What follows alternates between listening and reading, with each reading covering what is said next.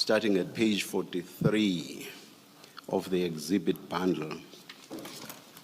That is exhibit CJC 44. You say that you work for government in the office of the Minister of Police. I think that's in paragraph 1 of that affidavit. That's correct, Commissioner. Yes.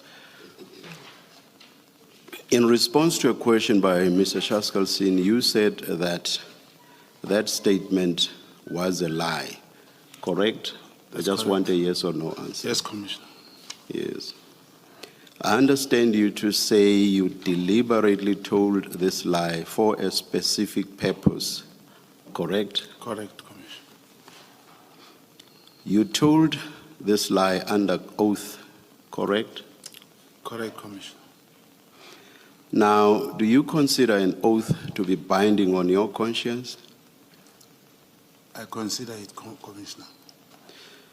But in the affidavit I've referred to, you told a lie and you took an oath well knowing that part of the content of that affidavit was a lie, correct?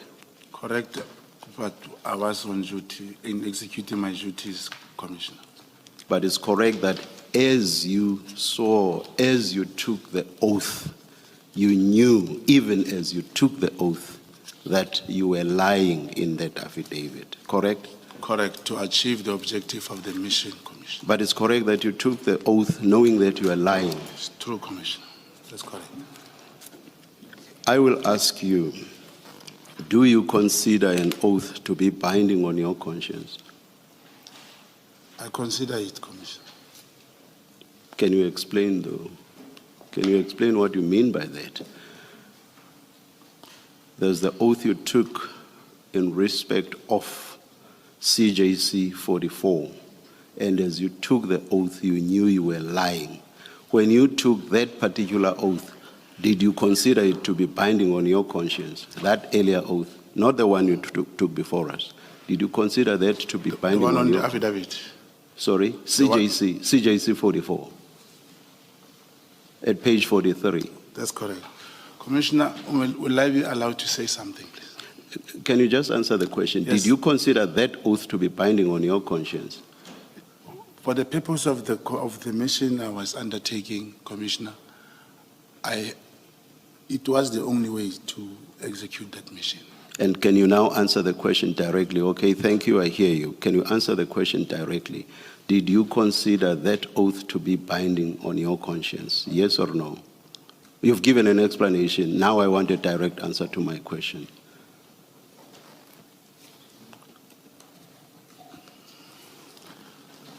You know, Commissioner, the questions you are putting, it's somehow putting me in a position to, it looks that now the questions are suppressing me.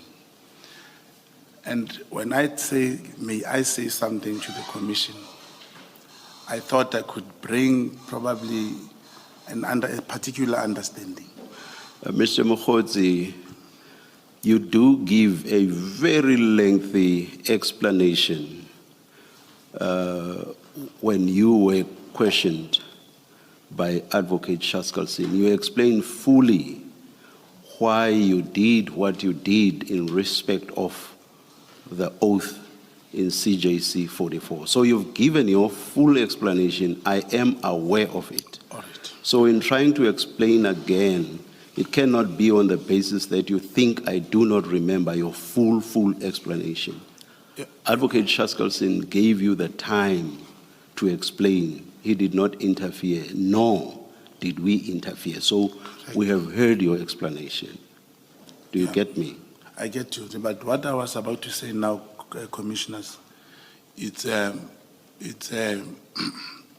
add to what I was saying, to give probably, because it seems like this process misses, there is something missing in this process.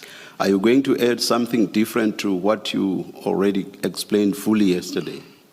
No, giving the background I'm going to explain a context that will bring a proper understanding to this.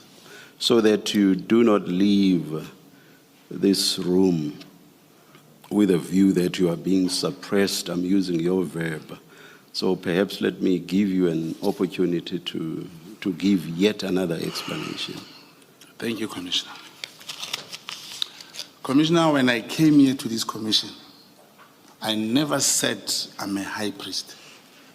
I said I'm a state agent, and I have an instrument called the legend building, which allows me, in circumstances in executing my duties, to use what you call a false life. It's part of what I do. And the reason I requested to speak, Commissioner, it is because even the evidence leader, I was checking how it's like he's a prosecutor. He's not playing the role of evidence leader. Because I said, I am an agent. In circumstances when in executing my duties, I have to lie. Now he come to the people, to the public and say, I'm a professional liar, knowing that I told him, if I execute my duties, I do give a certain impression to reach or to get to the bottom of what the mission wants. Because even Madam Commissioner yesterday, she said, I'm bringing allegations, I'm talking about people, allegations that I make, I cannot provide proof. That is my job, commissioners. An agent is not a policeman who will obtain statements that can be presented here. I give intelligence information which must be converted into evidence which the commission wants. And how will that be converted, information be converted? It's when I bring people again who will corroborate what I'm saying to become the evidence that the commission wants. Example about yesterday, she said, are you accusing Brigadier Sebola? And I said, no. But I was going to say the handler is Colonel Koza, is working with Brigadier Johnson, and after the murder of that particular informant, Colonel Singh investigated the case. What does that mean?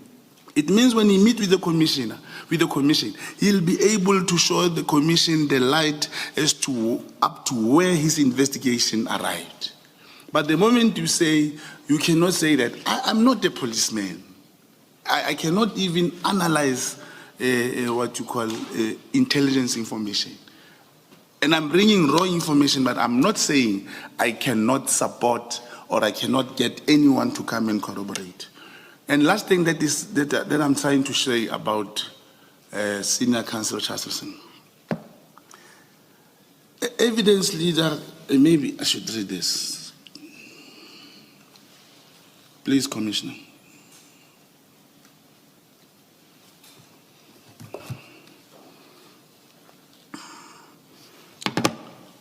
Evidence leader present evidence in a formal process, such as in a disciplinary or commission of inquiry.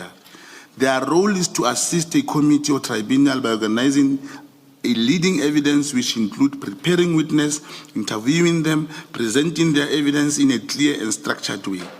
Unlike a prosecutor, because now, even when he spoke about he gave us this thing to go and read, that me and the legal team should go through it.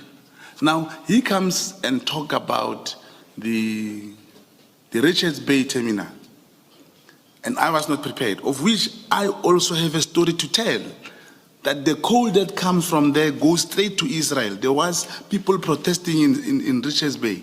Mr. Mogotsi, can you please try to confine yourself to the question of the oath and giving an explanation? Now you appear to be attacking the role of the evidence leader. I'm not quite sure how that relates to how you value or do not value an oath, and why, as you admit, you told a lie in your affidavit, which is annexed here as Exhibit CJC 44.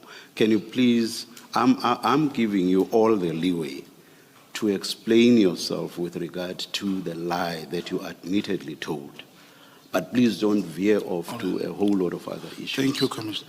Then it means, Commissioners, we need to start at this particular point. Does the Commission believe and acknowledge that I'm an agent? If Commission We cannot answer that. We are still to evaluate the evidence at some point.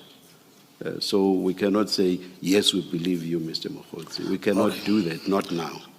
Okay. The answer, Commissioner, to the question because the Commission has not yet arrived at the conclusion if I'm an agent. Commissioners, yes, I lied in executing my duties. My conscience, when signing this affidavit, I took an oath in front of that particular police officer, that commissioner of oath, knowing that it's a lie in executing my duties. That's correct, Commissioner.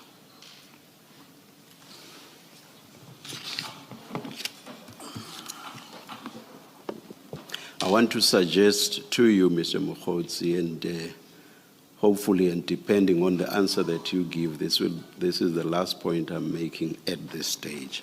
I want to suggest to you that an oath is meaningless to you, and I have no reason to believe that the one you took before us here means anything to you. Do you want to comment on that? No comment, Commissioner. Thank you, Mr. Mogotsi. Mr. Mogotsi, maybe just to complete this topic. Yesterday, you discussed with Mr. Chaskalson the judgment, the Northwest judgment, and you remember the conversation about, on the topic of agency, that in your affidavit you had said one thing, and then in your replying affidavit you were making corrections, saying where you referred to August, in fact you meant to refer to September. You remember that conversation? That's correct, Commissioner. And all of that is covered in paragraphs 9, 10, 11, and 12, 7, 8, 9, 10, 11, in those paragraphs of the judgment. Now, you paid the attorneys in September, right? You remember that. If you go to page 2 of that bundle, just to remind you that you paid the attorneys on the 10th of August, 2023. You paid Tau Matsimela attorneys. And then again on the 19th of September, you made another payment. But the first payment is in August already, the 10th. This payment was for this litigation, this first payment. I think that was your evidence That's what I answered yesterday, Commissioner. Yeah, you said you paid this towards this litigation because a decision had already been made that this matter should be litigated. Yes, that's what I said. And I said the appointment letter was not yet out. Based on the information from the whistleblower, that's when we started to know. That's correct. Okay. And you said you became aware of the appointment letter when?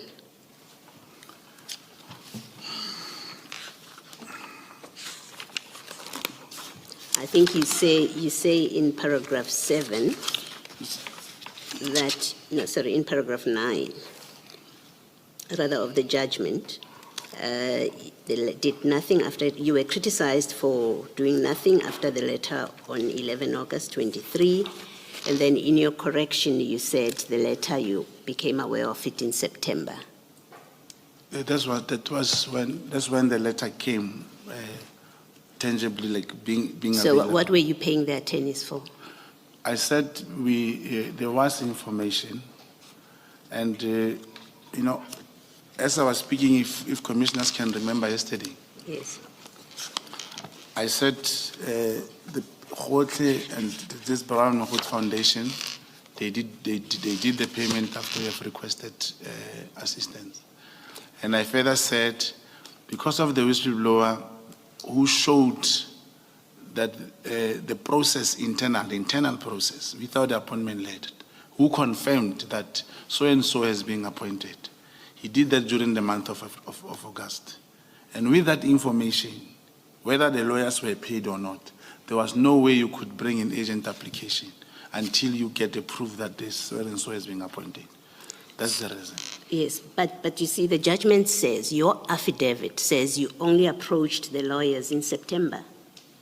It says, so in your affidavit, That's in the correct. replying, That's correct. you say, I approach the lawyers the legal representatives during September. That's correct. Once you've got the letter. Yes, that's correct. But we know from the payment that already in August you had approached them without the letter.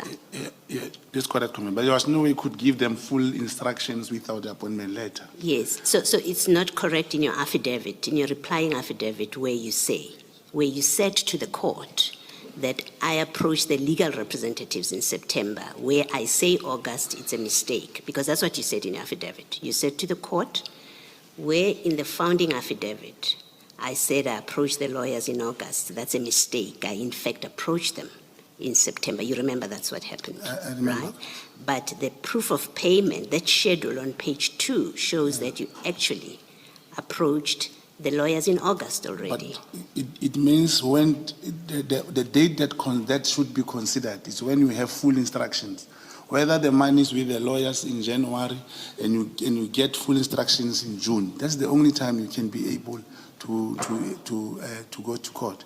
Perhaps in the affidavit, there's only an omission that says, we're supposed to have said, we approached our legal team when we have full instructions in September. Perhaps that's what should have been said. You did not tell the court. The point I'm checking with you is the issue of agency was important, and you understood that, because otherwise you would not have been heard, right? If the matter was considered not to be urgent.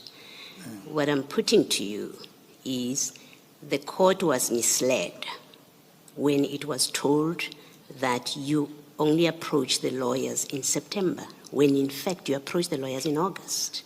We know that from these documents.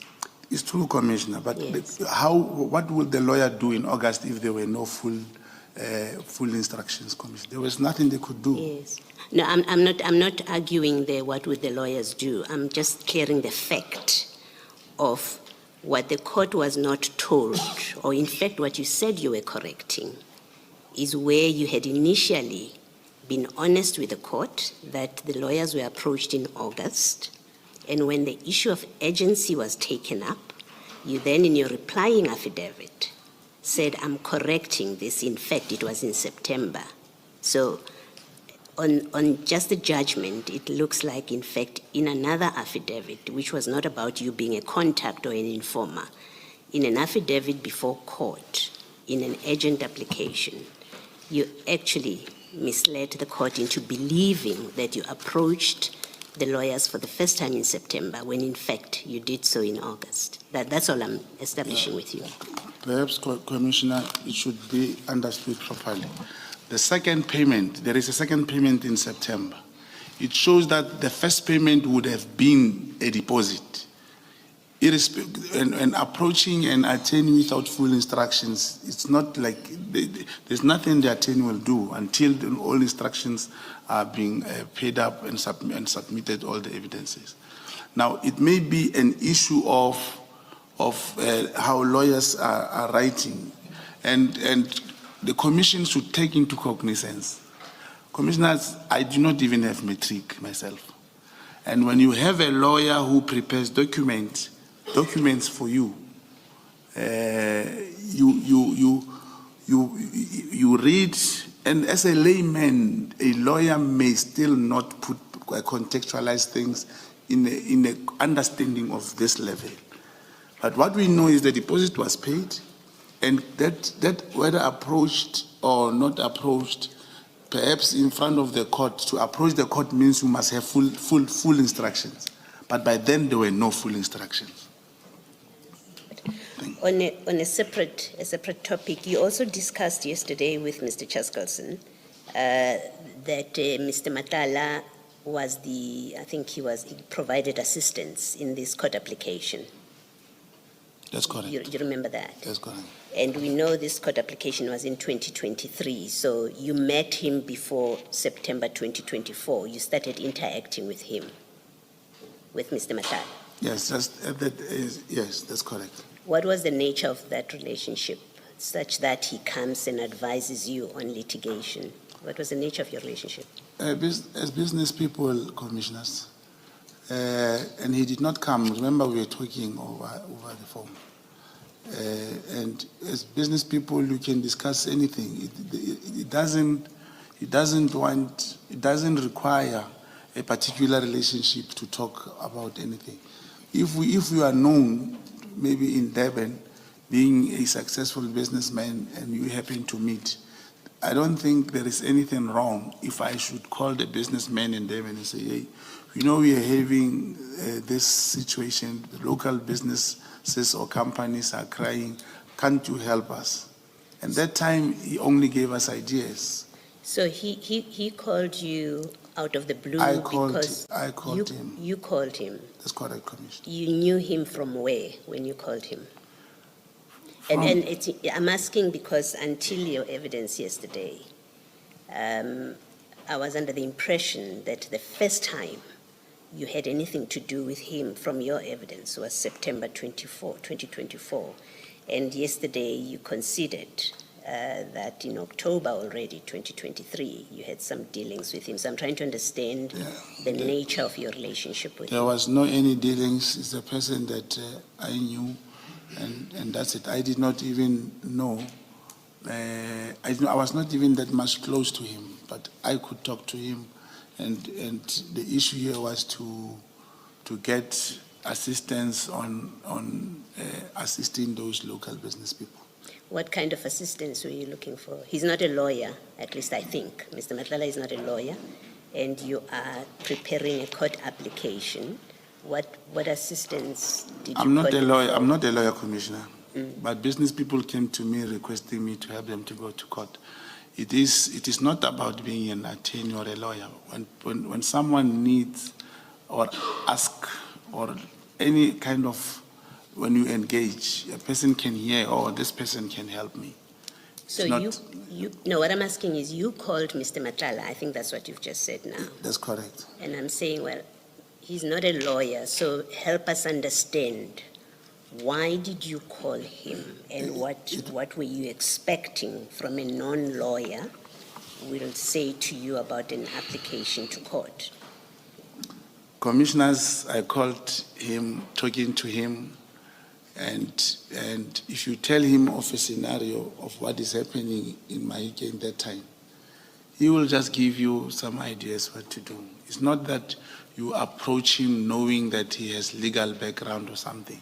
Mari, it is a norm in most of the cases for any businessman to talk to big business people.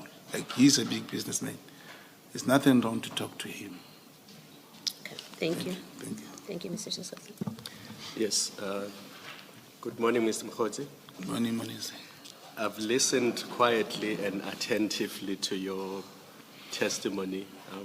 There's a few things I need to clarify, and I need really short answers because I want to give Mr. Chaskalson his time back. So from 10 o'clock, I'm hoping that he will have his time back. Chair asked you about the oath and whether you consider it binding on your conscience. In the February 2025 affidavit, you give your residential address as Shawelo, Soweto. Have you ever lived in Shawelo, Soweto? Correctly. When? 2927 Ngumalo Street, Shawelo. In? Ngumalo Street, Shawelo. When did you live there? 1990, in the 90s. So even this year, we held a funeral at home. It's a home. In February 2025, you did not live in Shawelo, Soweto? In 2025? Yes, February 2025. That's correct. But So- it's also my second home in Johannesburg. Okay, That's correct. I will leave it there. Yeah. In your affidavit, in your statement at paragraph 15, You say you were an Umkhonto weSizwe operative in 1993. In the SDU. Yes. SDU was the organization in South Africa. I never went outside as Umkhonto Wait weSizwe. for my question. Were you ever an Umkhonto weSizwe operative? Yes, in the SDU, that's correct. Umkhonto weSizwe had SDU, Self-Defense Unit. Yes. Do you know that Umkhonto weSizwe was disbanded in 1993? Yes, I'm aware. Yes. So, as a 13-year-old, you would have been an Umkhonto weSizwe operative in the SDU in 1993, as a 13-year-old. No, I was not 13 years old. I know you, Commissioner, you are bringing it on the basis of my birthday era. I was not actually born in 1979. I was born in 1977.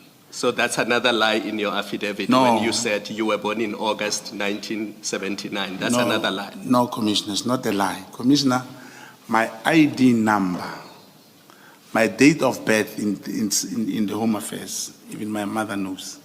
I was born in 1977. It is just an era of 1979 from the Home Affairs. And from the Home Affairs, Commissioner, we have tried in so many ways to rectify that. But the moment, you cannot say, I was born in 1979, and then when someone wants your ID number, then you put 1977.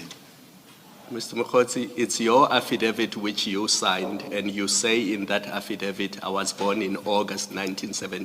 That's correct, Commissioner. It is So me, that is incorrect. You were not born in August 1979. It's not that it's incorrect. I'm saying due to the ID number, my ID number, is incorrect from the Home Affairs. Yes.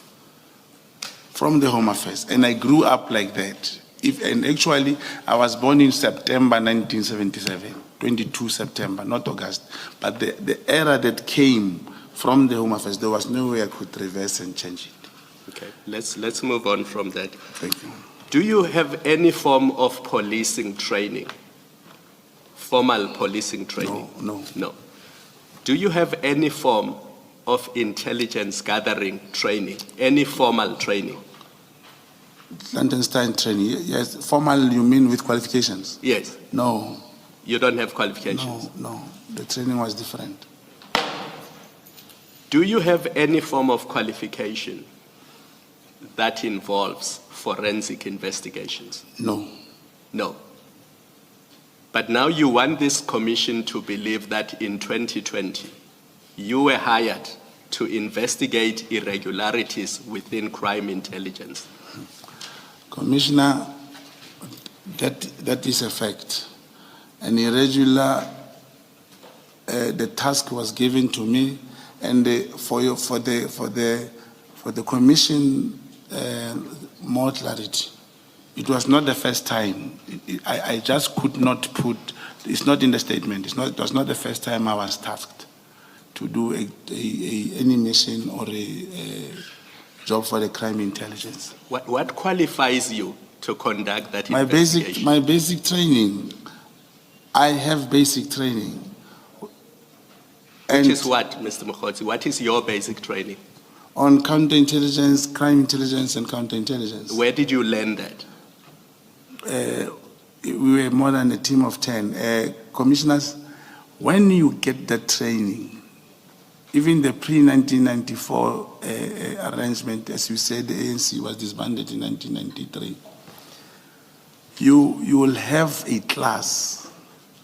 You will have a class. You will be sent to do certain things. You will have a class. You will be sent from one place to another place. You will be tasked, look at this car, look at these people from KZN, or look at whatever that was required. And after that, you will be tasked. So that is counterintelligence training to look at cars? No, Commissioner. I don't, Commissioners, I took this opportunity last time, together with my lawyers, because now the questions we are posing, as far as I've said I'm an agent, I cannot deliberate more than that. I cannot go deeper and deeper into that on my side. We took senior counsel Churchillson to meet with my handler at the hospital. He explained to him when I was registered and what happened after deregistration. And it's not only him. I also did job with a mission between 2006 and 2008, proper one, with the former divisional commissioner, General Bob Madlanga. As I was saying earlier here, to corroborate information into evidence, if one is allowed, I can bring those people. Let me interrupt you, Mr. Mogotsi. I said short answers. I don't want you to go to 2008. I want to give Mr. Cheskalson his time back. Lastly, you said to Chair, you want this commission to believe that you are a contact agent. That's what you said in your response to the Chair. Do you accept that as we are sitting here today, you have not provided this commission with any supporting documents that confirm, wait for the question, you have not supported this commission with any supporting documents that confirm your version that you are conducting investigations as a contact agent? We have nothing in front of us. You say you were in Kenya. We don't have your flight tickets. We don't have the communication between you and the person in Kenya. You say you called him on your cell phone. You say you followed Ket Matlala to Durban. We don't have your flight tickets. You did not take photos of this place you followed him to. So there's absolutely nothing before us that supports the version that you conducted any of these investigations that you are mentioning. Are you at least prepared to accept that before us as we are sitting here today, other than your statement and your say-so, there are no documents that support the version that you are a contact agent and you conducted these investigations? Yes or no? The question is very unfair, Commissioner. To say I have nothing, as I just said to you, Commissioners, contact agent, you will never find any identity of a contact agent. You will never. In this whole room, I am a state agent. I'm a contact agent. You will never find a document written contact agent. And as I say, I took Mr. Mogotsi, senior counsel to the hospital. Not a document that says contact agent. A document that shows that you conducted these investigations that you claim you were busy with. No, Commissioners, senior counsel will have to answer on that. He met with my co-handler, and I believe they'll provide my file, because when you work, you report. You give your handler, and you report, you give him information, and all that information stays with your handler. There is no way that I can bring papers and give to you, and logically, unless you say, Commissioner, unless Commission has this belief that I just came here to come and impress people. I said, I did section 252A, it is with Ludi Snell. The Commission found it there. I recorded someone and this happened. Commission found it there. I said there is Boko Haram's thing within the crime intelligence. I didn't tell you where to go. I can tell you now that you must go to the analysis department. You will find that thing there. That's how a contact agent works. You cannot find anything written. But I thought because I saw here in this bundle, there is a letter from crime intelligence. I thought we will talk about it. I just don't want to go to it before we get there. I'll answer about that. I'll provide you answers. Okay, you will never get a paper, anything, unless you meet with my co-handler who will provide you with a file. Mr. Mogotsi, if you're not going to answer the question I'm asking you, maybe let's leave that there. I want to give Mr. Cheskalson his time back. All right, thank you. All right.